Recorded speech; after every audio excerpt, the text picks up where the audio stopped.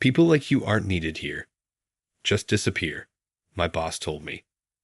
Mary always had something nasty to say whenever we crossed paths. I finally reached my breaking point. I forced a smile and said, "Useless people should be fired, right?" "Yeah, finally you get it," he replied. Mary seemed to sense something was off, but took my reaction as acceptance. Her demeanor quickly shifted back to arrogance as she flashed a nasty grin. Little did she know, at the shareholder meeting the next day, Mary would end up kneeling before me. My name is James Smith. I'm a 41-year-old salaried employee. I grew up comfortably, but everything changed when my father passed away from a stroke just before I graduated high school. Losing the breadwinner left my mother and me in a tough spot. My mother had no work experience, and I was preparing for college entrance exams. I also had a younger brother who was much smarter and had our father's high hopes pinned on him. I believed he would benefit more from college, so I decided to forego further education and start working. I took a part-time job nearby, and after a few years, became a full-time employee. The company I work for isn't as well-known or well-paid as some big corporations, but it has a warm, friendly atmosphere. Even though I only had a high school diploma, I was warmly welcomed. Many people shared their work knowledge and personal advice, thanks largely to President John Williams. President Williams had also given up on college due to family circumstances and started the company with a friend. Several employees, like me, had only high school or even middle school diplomas. President Williams always looked out for us, inviting us to meals and giving generous bonuses. His caring nature earned him the respect of every employee. However, that atmosphere was disrupted by Mary Johnson. Recruited as a department head for her exceptional talent, Mary came from a wealthy family and had attended elite schools. She flaunted her expensive accessories and often bragged about her possessions to us. Mary had a terrible work attitude. She looked down on employees without prestigious degrees, treating those with only high school or middle school diplomas as servants. Her comments made it clear she considered us lower in society. Unsurprisingly, she was avoided by everyone. Mary particularly disliked me and made snide remarks whenever we met. "So, you only have a high school diploma. I don't need useless grads like you on my team." Hearing this all the time left me exhausted. One day, I asked her why she spoke so poorly of me. Her response was shocking. "Poor people with only a high school diploma are unpleasant to look at. I don't want you in my sight." It seemed she genuinely felt that way, as she never gave me meaningful work and only assigned pointless tasks. Just yesterday, she handed me a broom and a rag, telling me to clean a storage room full of junk. "This room might be used someday. If you clean it now, it will be nice and tidy later. Even a useless high school grad like you can handle this," she insisted. I tried to explain that I was too busy, but Mary wouldn't hear it. "Maybe someone else who's free can do it, or we can handle it during year-end cleaning," I suggested, bowing my head. Mary was furious. "Are you refusing a task from your superior? You need to restart your career from scratch," she said, shoving the broom and rag into my hands and standing guard. With no choice, I began cleaning. After 10 minutes, Mary got bored and said, "Do it as soon as you're told next time. I'll let you off the hook for today." Finally, I could return to my actual work, but that was a mistake. A few hours later, Mary stormed in, shouting, "Why did you stop halfway? Don't you have any sense of responsibility?" I held back my frustration, listened quietly, and was left mentally and physically exhausted. Everyone in the office wondered how Mary became a department head. She had skillfully presented herself as a cheerful and kind elite during her interview, fooling the interviewers. Mary had a history of impressive achievements at her previous job, which earned her a department head role here. Her reputation for business management preceded her. When she first joined us, she made a great impression on the president and other executives. At meetings, she was all smiles and very proactive, It was hard to believe she was the same person I had met. When Mary initially arrived at our office, she was polite and professional. She introduced herself as Johnson, the new department head, and expressed eagerness to work with us. We had high hopes for her. But as time passed, her true colors began to show. She started acting like a tyrant. Mary had a habit of flattering the higher-ups while treating her subordinates poorly. Her behavior made other employees unhappy, and some even wished for a new department head. The office atmosphere became tense, especially with recent thefts of employees' money and belongings despite our attempts to enforce locker use and reminders not to leave things unattended. I was determined to catch the thief, but then a major incident occurred. One day, as I was about to leave for lunch, Mary stormed up to my desk and slammed a document down. "Don't think you can just go out for lunch. What are you going to do about this?" She thrust an email and a client complaint at me. The email read, "Your products are of the worst quality, frequently damaged, and overpriced. We are terminating future business." I was shocked. Mary accused me of sending the email, but I had no memory of it. I pointed out that the email wasn't even from my address. Despite my explanation, Mary was relentless. "Everyone else handling this client is a college graduate. Only someone like you would send such an offensive message." She insulted me, saying I was a menace to the company. Her accusations and insults pushed me past my limit. Instead of backing down, I decided to use all my power to teach Mary a lesson. I put on a forced smile and said, "Useless people should be fired, right?" Mary seemed to sense something was off, but assumed I had accepted her opinion. She quickly returned to her arrogant self, sneering at me. From then on, Mary made snide comments like, "It's refreshing not to have a nuisance around," or, "I'm glad to be free from babysitting an incompetent employee."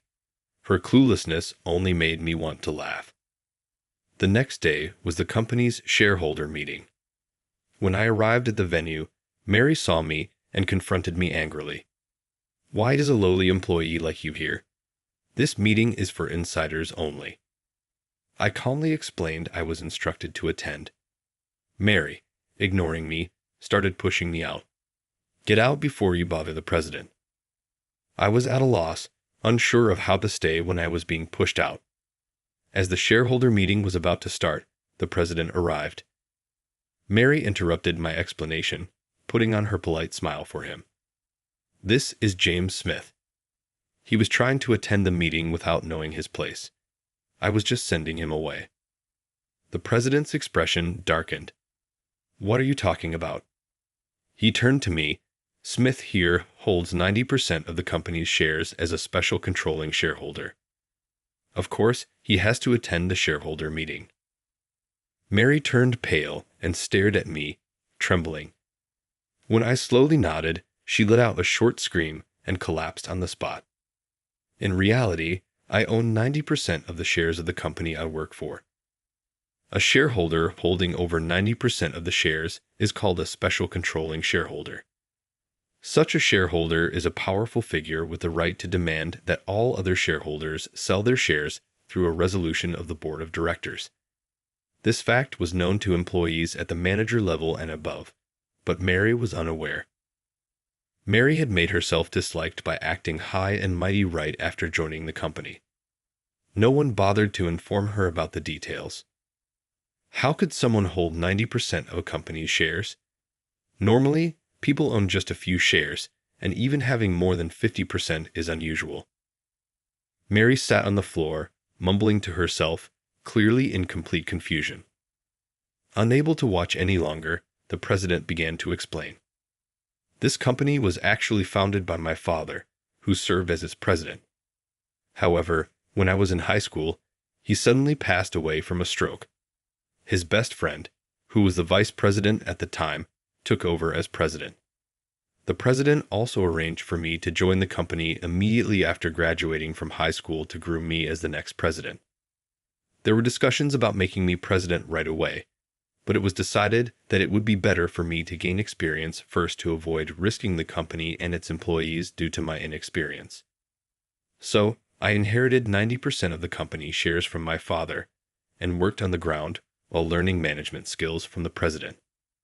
My smarter younger brother graduated from college and now works as the executive vice president. I'm glad to see Smith has developed into a competent Templar. I'm thinking about stepping down as president, and I told you this when you joined. Mary struggled to get up, mumbling incoherently. It seems you weren't paying attention. I just assumed he was an incompetent, low-educated person. She was clearly shocked by my true identity. Mary inadvertently let her true feelings slip and was immediately reprimanded by the president. Watch your language. A person's worth is not determined by their educational background. But I think it's wrong for Smith to hold 90% of the shares instead of reflecting, Mary argued with the president. It's just because he's the son of the former president that he holds 90% of the shares. I am much more competent and contribute more to the company. Judge by ability. I was utterly astonished that she would declare herself so superior. The president seemed to feel the same way, letting out a deep sigh before speaking in a low voice. Smith is far more competent than you. He listens to the employees' needs, constantly improves operations, and boosts workplace morale. I do that too. Mary tried to compete with me, only making the president angrier. Don't be ridiculous. Do you think I'm unaware? I've heard reports that you're harassing other employees instead of boosting morale. The president's face hardened as he began to reprimand Mary for her behavior. You put on a good face for me and the upper management, but I've been informed about your horrible treatment of subordinates, looking down on people based on their education, assigning unnecessary tasks, and disrupting their actual work that was meant to help them grow their abilities. Mary continued with her weak excuses, but the president wasn't buying it. Enough. You don't need to say anything more. Besides, you are neither an executive nor a shareholder, so you don't need to attend the shareholder meeting. I already sent an email about this. What? I thought it was a mistake. I'm an extremely competent employee, right? I figured the president must have made an error in the recipient list. I was eager to attend today to assume the president made a mistake and then crashed the shareholder meeting. This showed just how brazen Mary was. The president sighed deeply and turned his back to her. Regardless, you weren't invited today. I'll be calling you in tomorrow, so go home for now. But I'm a highly valued department head. I'm essential for the shareholder meeting, Mary persisted. The president sternly ordered her to leave, and she finally retreated. Watching the entire scene unfold, I was thoroughly astonished. The president was usually very gentle, treating employees like family. I had never seen him this angry, even though I had known him for a long time. This incident clearly deeply angered him. After that, the shareholder meeting concluded without further issues, and I prepared to head home. It had been a hectic day with Mary's interruption and the president's anger, so I planned to relax once I got home. I had no idea another incident was waiting for me. As I left the venue and headed toward the taxi stand, I heard hurried footsteps behind me. I turned to see Mary sprinting toward me. She quickly caught up and stood in front of me, blocking my way, breathing heavily but grinning. Oh good, I made it in time. Why are you here? I thought you had left already, I said, puzzled. Could she have been waiting outside until the shareholder meeting was over? Mary ignored my suspicious look and started talking with a creepy smile plastered on her face. The president said he would call me in tomorrow, but I have a bad feeling about it. I thought I'd ask a favor from you, Mr. Smith. A favor? I had a bad feeling about this, and my face must have showed it. Mary suddenly bowed deeply. I'm sorry for everything I've said and done. I'm apologizing, so could you please say some nice things about me to the president? You're not apologizing because you feel bad. You just want to escape blame. I refuse. I firmly rejected her and tried to leave, but Mary spread her arms wide, blocking my way. She kept bowing repeatedly while holding her arms up, like in a bizarre dance, attracting a lot of attention. Unfortunately, it was a busy street, and the stares from passers-by were painfully obvious. When children started giggling at her, Mary finally seemed to realize how embarrassing she looked. Anyway, make sure to support me tomorrow. I'm your boss, remember. Shouting this, Mary ran off as fast as she had come. She tripped spectacularly, drawing even more attention, but I pretended not to notice and quietly left. The next day, when I arrived at work, Mary, with her leg wrapped in a bandage, approached me. I hurt myself after I fell yesterday. I scraped my leg and got bruises. It was awful. Is that so? What a misfortune, I responded coldly. If it had been anyone else, I would have shown concern, but considering everything she had done to me, I felt no sympathy. More importantly, doesn't the president have something important to discuss with you? Right, Mary said. I was told to go to the president's office as soon as I arrived. Since I was also summoned by the president, I reluctantly accompanied Mary. She kept complaining about her foot pain and insisted on walking slowly, which was really annoying. Throughout this, she never apologized to me. I felt justified in not forgiving her. As I knocked on the president's door and entered, we were met with the president's sternest expression yet. The moment she saw the president, Mary straightened up as if she had never been complaining about her pain. Good morning, Mr. President. What can I do for you today? If someone hadn't witnessed yesterday's argument, they might think she was a polite woman, but the president wasn't fooled and looked at her with a cold stare. It's too late to try and fix your attitude. Your punishment has already been decided. Punishment? What do you mean by punishment? Mary turned pale, but the president continued without hesitation. You are being dismissed for misconduct. We no longer need you at this company. You mean I'm fired? This punishment is too harsh. Mary tried to approach the president but stumbled due to the pain in her injured leg. The president remained unfazed and calmly continued his explanation. As for the reasons for your dismissal, first is your harassment of subordinates. I haven't harassed anyone. I'd admit I'd been strict, but it was to train my subordinates. Despite having me as a witness next to her, Mary boldly insisted on her innocence. The president furrowed his brow deeper and pulled out a voice recorder. This voice recorder contains your abusive remarks. When did you? While Mary stood in shock, the president pressed play. Her familiar nasty comments about education and job positions played back, leaving not only me and the president, but even Mary herself turning pale. Did I really say all that? Both I and the other employees endured your abuse every day. Can you understand our suffering and anger? My words caused Mary to waver. I'm sorry. It was the first genuine apology I had ever heard from her.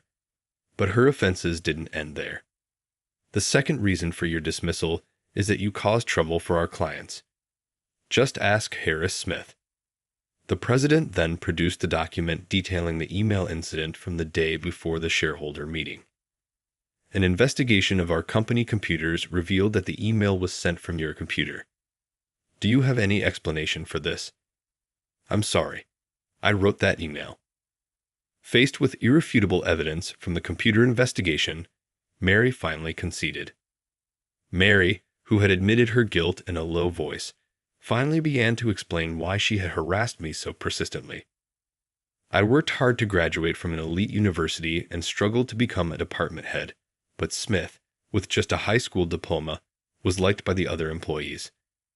It made me so angry, so I thought I'd scare him a little. It was just a prank. I didn't mean any harm. Her selfish reasoning made the president slump his shoulders in exasperation. Don't make childish excuses. And what about the third reason for your dismissal? The president then showed us footage from the security cameras installed in the office. The video clearly showed Mary sneaking around and searching for valuables. Mary turned pale and stared intently at the screen. Her previously remorseful demeanor vanished, and she began to sweat nervously as she fired questions at the president. How? I checked all the security camera positions. I shouldn't be on tape. Recently, employees' wallets and personal belongings were being stolen, so we installed additional security cameras. Even as a department head, you resorted to theft. What were you thinking? Scolded by the president, Mary lost all her strength and slumped to the floor. She hung her head and began to sob, but eventually she started to speak the truth. The truth is, I bought too many luxury items and went into debt. The repayment deadline was coming up, and my parents wouldn't help me anymore, so I resorted to stealing from the employees. I had no idea Mary was buying luxury goods on credit. Not being able to repay with her salary and being abandoned by her family left her in a dire situation. Why didn't you just sell the luxury items? I muttered. Mary burst into tears. I did sell them, but they said they weren't popular or had scratches, so they didn't bring in much money. I had held off on her dismissal, thinking there might be some reason behind her actions until I heard her side of the story. But after reviewing the evidence from the voice recorder and security cameras, it became clear that her reasons were petty and that she was a much worse person than I had imagined. It took some effort to gather all the evidence, but I'm glad I consulted the president and we made the right decision. Mary, please reflect and atone for your sins. As I spoke my final words to her, she cried and said, I'm sorry, but I couldn't believe her words until she truly paid for her actions. Afterward, we consulted the police about Mary, and she ended up with a criminal record. A thorough investigation revealed she had stolen from donation boxes at temples and shrines, which ultimately led to her imprisonment. I hope she sincerely reflects on her actions and atones for her crimes.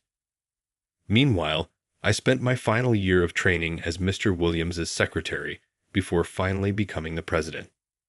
Moving forward, I plan to continue valuing employee performance over educational background and aim to create a rewarding workplace. My brother, who was the executive vice president, has now become the vice president and is my indispensable right-hand man. His dedication inspires me to keep striving. I want to continue working with the people around me to cherish both the company and its employees. All right, everyone's presentations are done. Nick, the manager, said as he tried to move the discussion forward. Excuse me, I haven't. I recently found out something. Nick interrupted me and began to speak. There's apparently someone in this department who didn't graduate high school and is just a part-timer. Meetings should be for employees only. Absolutely right. His lackey, Mike, of course, agreed with Nick. I'm leaving. After leaving the meeting room, I started to shut down my computer. I noticed that an email had arrived, not in my personal inbox, but in the company's shared email. Thinking, there's no point in speaking up, no one will listen, I went home quietly. The next day, I heard a commotion from Nick's desk. He was staring at his computer screen, his face pale. Nick? Is something wrong? Mike looked at the screen with him. And he turned even paler than Nick. Why is he so angry? Knowing the reason for Mike's distress, I thought to myself, serves them right. My name is Adam. My mother passed away when I was in the 9th grade, and I was raised by my father. Well, you could hardly call it being raised. After my mother passed, my father changed. He drowned his sorrows in alcohol, and though he still went to work, he squandered our living expenses on horse racing. Because of that, I had to start working part-time as soon as I entered high school. Every month, I went to the convenience store with bills in hand that couldn't be auto-deducted from my father's account. Even though I endured it because I didn't want to be alone, I reached my limit in my second year of high school and dropped out. I found a live-in job at a distant inn. Thank you for everything. The day I left home, my father, still staring at the TV, spoke. Take care. That was our last conversation. Back then, 18 wasn't the age of majority, so I needed my father's permission to work, and I couldn't hide my place of employment. Yet, my father never visited me even once. I kept working just to survive, and before I knew it, I was 42. Years of hard work paid off, and I was transferred to the headquarters. I was thrilled to be recognized by the company, as I thought I'd be working in the field until retirement due to my lack of formal education. Listen up. Our work can change the future of our employees. Don't drag us down. On my first day after the transfer, Nick, dressed in an expensive suit, spoke sternly. There was a reason for this. Our inn was located in a prominent tourist destination, known so well that everyone in the state could sing its commercial jingle. At its peak, we had 5 locations within the state. But that was long ago. Due to financial difficulties and aging facilities, only the place where I had worked for many years and the original establishment remained. I was prepared to lose my job anytime, but now there was a glimmer of hope. With the rise of social media, the tourist area where the inn was located started gaining attention again. Depending on how hard the sales department, where I was transferred, worked, we could either thrive or be forced to give up this prime location to the new hotel chains continuously popping up. For Nick, who had switched careers from another industry to strengthen our sales, this was a battle he couldn't afford to lose. I understood why he had to be strict. I will do my best. Nick sneered at my enthusiastic declaration. Did you not hear what I said? I'm sorry. I thought I was listening carefully. Out of habit from years of customer service, I apologized reflexively, though I had no idea what had offended him. Someone was watching me with a smirk. In this department, there are those who are expected to excel and those who have been shoved here because they have nowhere else to go. You are the latter. It was Mike, the section chief. He's 7 years younger, at 35. But he was called to headquarters much earlier than I was and had been moving around within the headquarters ever since. I'm not jealous, but I can't accept that he's my boss. Graduating from a prestigious university, he has an unusually high pride and caused many problems as a newbie, making things very difficult for me when I was the front desk leader. When I found out Mike was transferred to the sales department a month before me, I was disheartened. Mike is right. With just a middle school diploma, there's not much you can do. Don't even think about achieving results. As if I didn't exist, Nick remarked, I'm thirsty. Mike eagerly ran to the coffee maker. It seems Mike is Nick's lackey. I regretted being happy about my transfer to headquarters, wishing I had stayed on site forever. Send a direct mail to every company on this list by the end of the day. Nick only assigned me tasks that even a new graduate could handle. What? There are over 1,000 companies. You want me to send to all of them by today? Yes, if you and your fellow misfits split the work, even those with nowhere else to go should finish by today. I glanced at the employees typing away expressionlessly. They were worn out from customer service, only thinking about leaving on time, or were women reassigned after having children, with zero motivation for work. Even Sam, a new graduate from the same university as Mike, who was supposed to be among the expected achievers, had no enthusiasm for the job, having joined the company wanting to do customer service. I don't care what they say, I plan to quit any time, he said. Only Nick and Mike were highly motivated, making all the decisions between the two of them. I originally only wanted to work at the inn to survive and had no particular attachment to this job. I swallowed my words, thinking I had no right to reprimand them. About a month after the transfer, Nick told us with a frustrated look. To commemorate the 50th anniversary, we've decided to create a plan exclusive for one group per day. Originally, Mike and I were supposed to come up with it, but our president, Mr. Thompson, insists on hearing everyone's opinions. So, you all get a chance. As Nick explained, Mike began handing out prints. Make sure not to embarrass Nick. If your ideas are half-baked, you'll have to redo them. It seemed that they had printed his handwritten notes by Mr. Thompson, which included several questions and a section for free responses. It made sense why Nick had to seek our input, given that all responses had to be submitted to Mr. Thompson. We were given a week to think about it, and a meeting was scheduled to compile our ideas. My plan is to let guests enjoy both the old and modern America. Nick began the presentations. Guests would watch a master confectioner at a nearby traditional sweet shop make sweets in front of them. The welcome drink would be premium tea in a bottle. Nick's plan was certainly attractive. After his presentation, Nick called on us to present in the order we were seated. Just as I stood up for my turn. All right, everyone's presentations are done. Excuse me, I haven't. I recently found out something. Nick interrupted me. There's someone in this department who didn't graduate high school and is just a part-timer. He was likely talking about me. I joined the company as a part-timer and was made a full-time employee when I turned 20. That was 20 years ago, so Nick and Mike probably had no chance to know until recently. Meetings should be for employees only. Absolutely right. After that, Nick kept creating opportunities to solicit everyone's opinions, purposefully excluding me from speaking. The meeting unexpectedly heated up and went past the scheduled end time. A few people asked to leave, and the discussion continued with the remaining few. Still here? Normally, you'd leave in that situation. Though I had no attachment to the job initially, hearing kind words from customers made me want to make them happier. For someone like me, with nowhere to go, the inn was my home and customer service was my life. I felt pathetic about my current self. I'm leaving. I left the conference room and started shutting down my computer.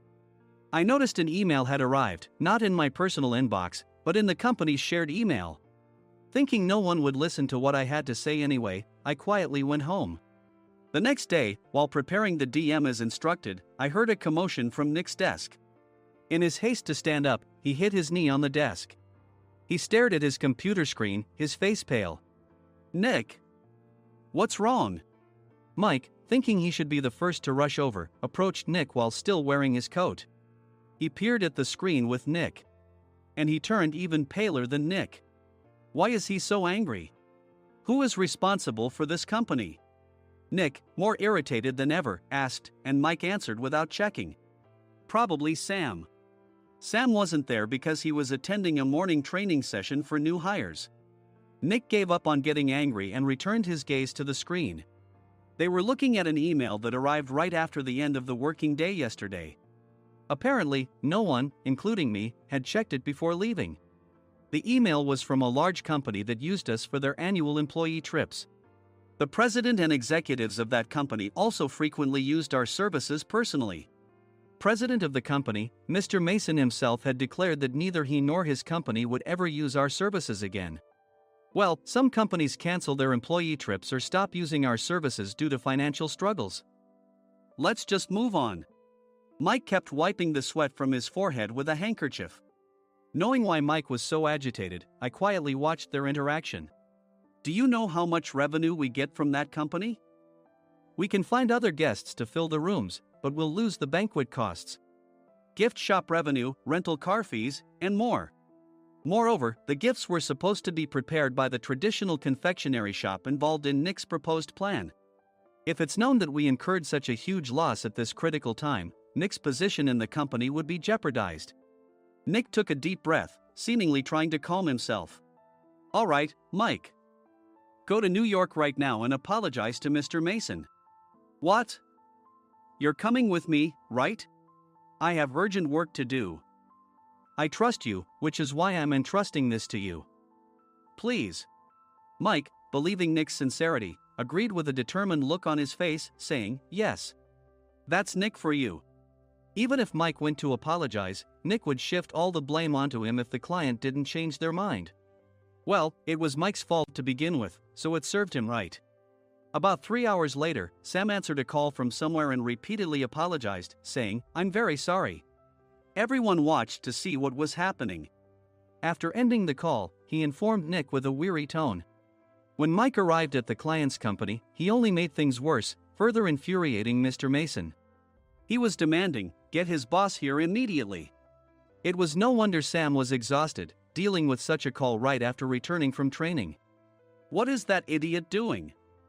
All right, Adam, you're coming with me. If sacrificing Mike didn't work, then I must be next. Normally, I'd want to refuse at all costs, but I saw an opportunity in this situation. If I can be of assistance, I'd be happy to join you. I obediently followed Nick, and we flew to New York.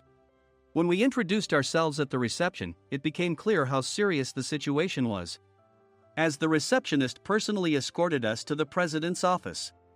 Angry voices leaked through the door, making both Nick and me uneasy. Excuse me. I'm Nick, the supervisor. I understand my subordinate has caused you trouble, and I deeply apologize. Nick, with his experience in the corporate world, knew enough to offer an apology before excuses. However, his customer service skills left much to be desired. I sighed as I saw Mike trembling like a small dog in the corner of the room. "What kind of training are you giving your subordinates?" Mr. Mason glared at Nick with a red face. The intensity of his gaze made even Nick take a step back. Regrettably, I joined this company only 2 years ago and was unaware of Mike's issues. I should have identified his shortcomings sooner. Indeed, I should have realized sooner. No sensible person would come to apologize and then give a lengthy presentation on the drawbacks of not using their in. Nick froze, his mouth slightly open.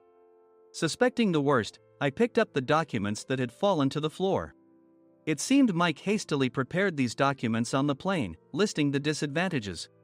Disadvantage 1: if you change the venue for the company trip, employees might suspect it's for cost-cutting reasons, leading to a negative impression. Reading it aloud half-jokingly, Nick snatched the papers from my hand and checked the contents with a furious expression. Among the stack of documents was a receipt from a nearby convenience store's copy machine. I felt a pang of dread, hoping he hadn't shown the receipt as well. What do you think he said when I asked what kind of nerve he had to do this? I'm very sorry.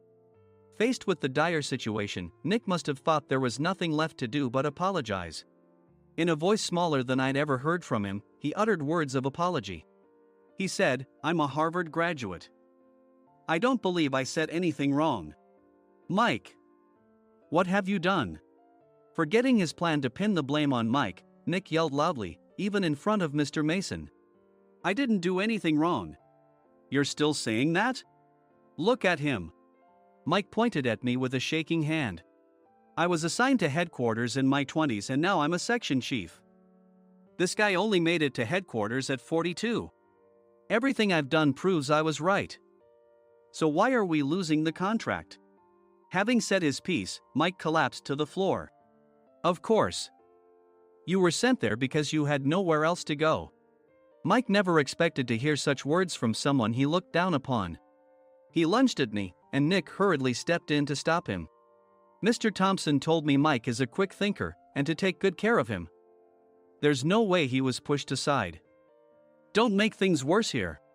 "He didn't say quick thinker, he said only quick-witted, didn't he?" I don't remember that part."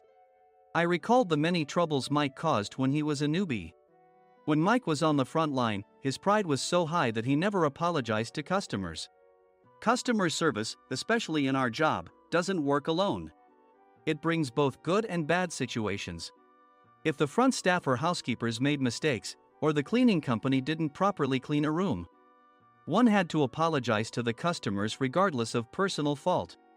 Mike, in such situations, would never apologize, insisting he wasn't at fault.